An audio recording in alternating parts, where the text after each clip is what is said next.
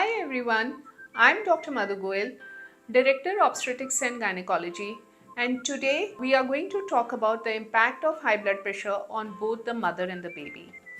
So, when we talk about the mother, there are things that we must be aware of. When you have high blood pressure, it can get complicated. So, it can cause preeclampsia. Now, preeclampsia is a condition in which, apart from high blood pressure, there is a significant amount of proteins in the urine, and this may be accompanied by organ damage. So, you may have altered liver functions, you may have headache, you may have blurring of vision, you may develop unusual weight gain, you may have pain in your upper abdomen. The other complication that we see with high blood pressure is eclampsia. That means the mother suddenly starts throwing fit. This is not epilepsy. The fit really looks like that, but the fit is because of high blood pressure. Now, the third important thing is increased need to induce labor. So once you have either preeclampsia or eclampsia, we need to induce the patient because the treatment for high blood pressure is actually getting the baby out. So that induction can come with its own problems. There may be a failure of induction leading up to more operative interference in terms of cesarean section. Now, once we deliver the mothers are also at an increased risk of bleeding. That means postpartum hemorrhage. You bleed disproportionately, and sometimes it can be very difficult to control this PPH. The other thing we see is that these mothers are also prone to things like stroke. So where there is a clotting in your brain and it can cause paralysis of the body, or pulmonary edema where fluid collects in the lungs and it can make breathing difficult. So there is another complication, placental abruption, where the placenta actually separates from its bed, which can cause a problem for the baby.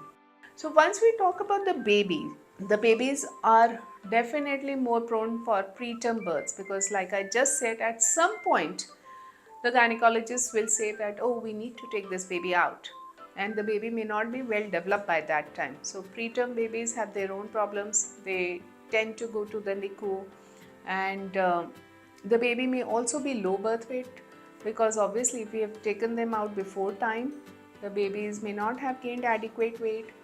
There may be also what we call small for gestation age.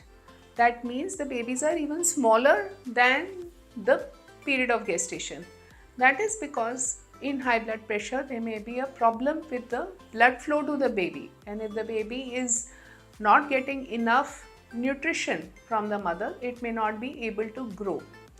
So these are very common issues we see with high blood pressure, and these problems can be sometimes so severe that it can cause maternal death or we can lose the baby. So I am going to tell you some important tips on how to control your blood pressure during pregnancy. Now, the first and the most important tip is that you must be regular with your prenatal checks, because that is the only time when you will get to know that you have high blood pressure or your blood pressure is going downhill. And timely detection of high blood pressure can really change the scenario of your pregnancy. 2. Start your medication and be regular with them. Take them on time. So many times we encounter patients, they are very reluctant to start. They think that diet or walking can control your blood pressure. Remember, in pregnancy we do not have that time or bandwidth to just let the blood pressure control on itself. So we want to start on blood pressure medications. The other thing that we notice is once the blood pressure starts coming to normal, the patients stop taking the medicines. So please don't do that. That has an adverse impact on you and the baby. Be regular with your medications and take them on time. Third important tip is home monitoring of your blood pressure.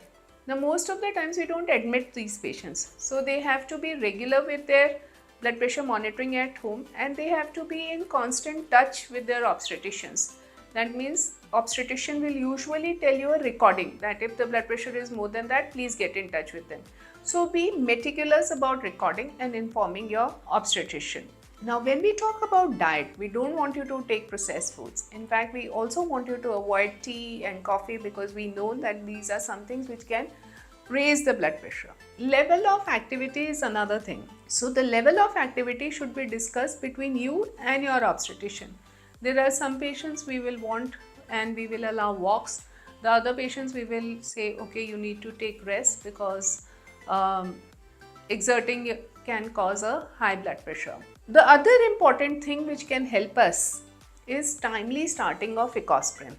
So if you've been regular with your prenatal visits, your obstetrician may have done what we call a preeclampsia screening and started ecosprin on time.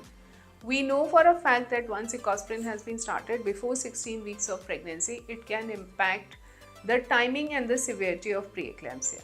Now let's say despite everything, you have developed blood pressure. What do we do? Now as I said, monitoring is something which is very important.